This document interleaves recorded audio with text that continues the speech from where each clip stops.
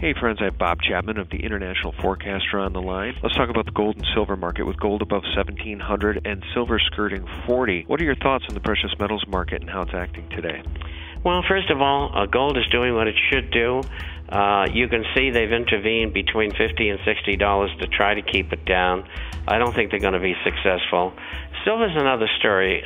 When I started taking numbers this morning around 3:30 Eastern Daylight Time, gold was up 45.80 and silver was up $1.95, and that's not the case now. Silver's up about 40 or 50 cents, which means HSBC and JPM are in there pounding it because they're as short as they've ever been. Now they're going to be shorter than they've ever been before. And there's no question, the manipulators are in there hammer and tawing the Dow's off 341. I was going to bring that up about silver. It seems like they're really putting the chains on silver here because it really makes absolutely no sense for silver to not be up $3 or $4. And to be honest with you, Bob, I mean, at this point, I just think it's such a small market, it is easily manipulatable. You're right. And, you know, people have got to understand that you're dealing with a criminal syndicate. These people are worse than the mafia. Much worse. And so if you keep that in mind, you know what to expect. Yeah, and you know what? Greenspan has said that the United States can never default because the government can just print the money it needs to pay its debt. Bob, what's the Weimar effect of this type of behavior? Where are we headed? I mean, if this is what the criminals are saying, and this is the out that they're presenting as plausible, where does that leave the common man? Well, first of all, we're looking at QE3. Now, I also said last year that by the end of this year, real inflation, which is now 10.6%, would be probably somewhere in the vicinity of 14%. Next year, because of QE2 and Stimulus 2, which takes that long to go through the system, it would be probably 25 to 30%. If they do QE3, I think they're going to have to do about $2.3 trillion. And if I'm right about that, you're looking at 50%. That's hyperinflation. How far can they take it? They'll take it as far as they can, I think, until people just won't accept the money anymore, and they'll start trading in gold and silver coins and bullion. And I think that's what it's going to come to. And when that happens, the hyperinflationary effect collapses, and we get the same kind of effect that we had in the early 1930s with a deflationary depression. And in the meantime, I know for sure that they're going to continue to have sporadic wars here and there, and I think they are preparing now for a major World War III. Yeah, you know what? And we're both talking so rationally here, and I feel like we both ought to be screaming at the tops of our lungs because with the credit rating of the United States downgraded from AAA to AA, the whole world knows the jig is up, Bob. And I guess what I'm driving at is this inflation issue that's coming, the death of the dollar. It seems to me that Americans are completely unprepared for massive inflation. What happens to our standard of living in this country going forward? Well, at deep sixes, only 0.8% of Americans own gold and silver coins, shares, and bullion. So you're absolutely right about preparation. And that figure will reach about 15% like it did in June of 1980. And that's all the people. And they'll be paying much higher prices for things. More gold, more silver, more gold and silver shares, more for food. Everything that you can think of will be skyrocketing. And so people aren't going to be buying very much. And eventually it'll come to a situation where the tender will be gold and silver coins and bullion.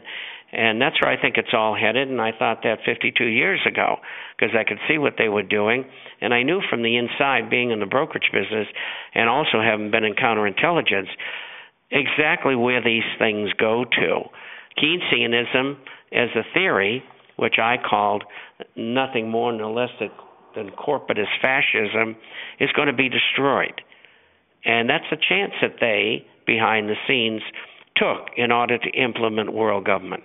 And let's talk a little bit about the EU, because as the EU goes, so goes the rest of the world. As we've discussed before, Pastor Lindsey Williams has said the EU will fall first, and then you've got just a couple of weeks because the dollar is going to be next.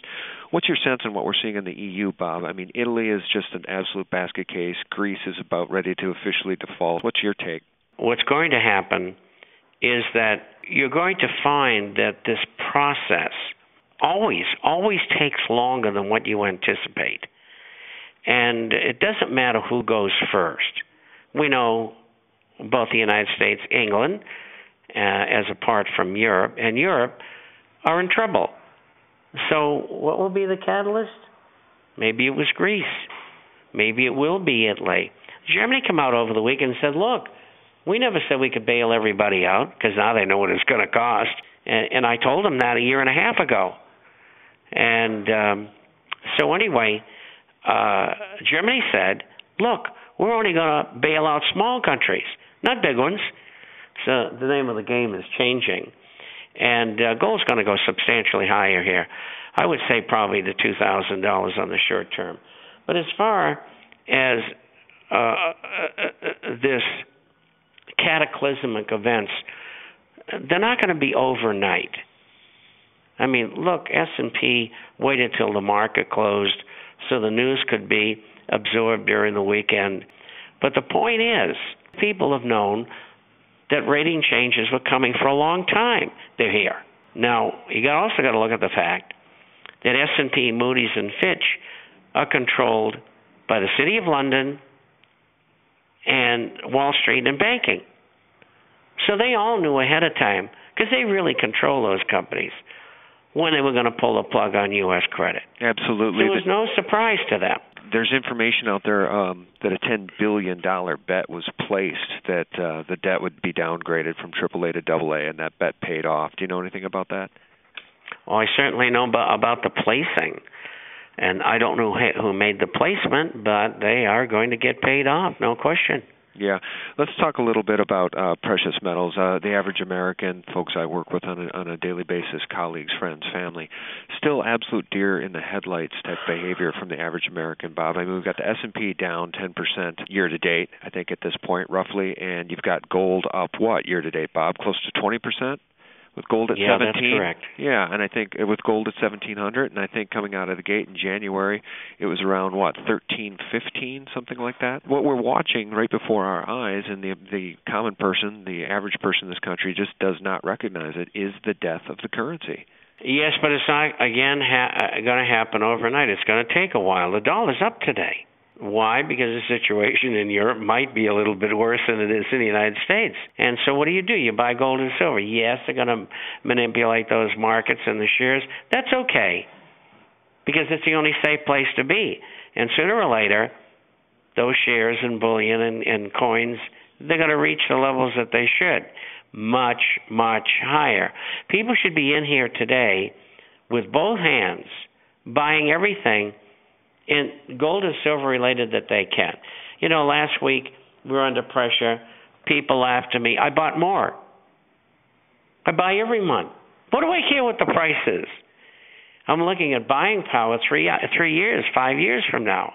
So let's talk about what the big picture looks like. Once this house of cards falls, this debt Ponzi, which is the United States monetary system, once this thing falls, Bob, is there going to be a debt jubilee in this system? Or will the powers that be continue to keep us in chains, and they will just introduce some new system and we'll all still be enslaved? You know, nobody knows this, but my middle name is Nostradamus. Okay, give us your best Nostradamus. Of course I don't know, and neither does anybody else. You know, I had that question so many times. And I tell people, you're not going to know until you get there. And so I would think, if I had to guess, that the problem is going to be people having to pay old debts with money that's worth considerably less. So for all intents and purposes, the banks, lenders, are going to end up with 75 or 80% of everything in the country. Mm-hmm. This concludes Part 1. Click here for Part 2.